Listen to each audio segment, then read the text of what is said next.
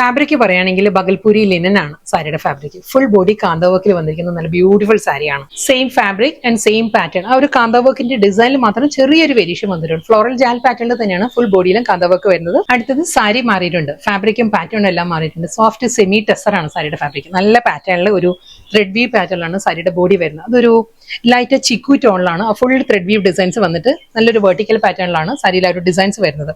Contrast ആയിട്ട് വരുന്നത് coral peach. ഇതാണ് സാരിയുടെ ഒരു ഓവറോൾ ലുക്ക് ഇങ്ങനെ വരും. ഞാൻ ക്ലോസറിൽ കാണിക്കാം കേട്ടോ സാരി. നെക്സ്റ്റ് കളർ നേവി ബ്ലൂം ഡെനിം ബ്ലൂം കൂടി ബ്ലെൻഡഡ് ആണ് സാരിയുടെ ബോഡി വരുന്നത്.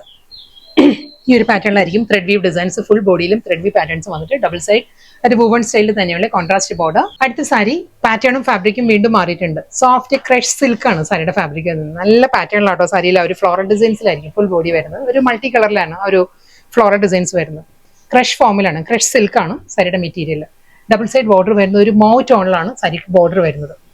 അതുകൊണ്ട് തന്നെ കുറച്ചൊരു പ്രോമിനൻസി കൂടുതൽ ഒരു മൗ ടോണിലായിരിക്കും ഫ്ലോറൽ ഡിസൈൻസ് വരുന്നത്. ലാസ്റ്റ് സാരിയാണ് വരുന്നത്. ഇതിന്റെ ഒരു ബോർഡറിന്റെ കളർ പറയുകയാണെങ്കിൽ ഒരു പേർപ്പിൾ ടോണിലാണ് വന്നിരിക്കുന്നത്. ഒരു ബർഗണ്ടി ബ്ലെൻഡഡ് പേർപ്പിൾ ആണ് സാരിയുടെ ആ ഒരു ബോർഡറിന്റെ ഡീറ്റെയിലിംഗ്.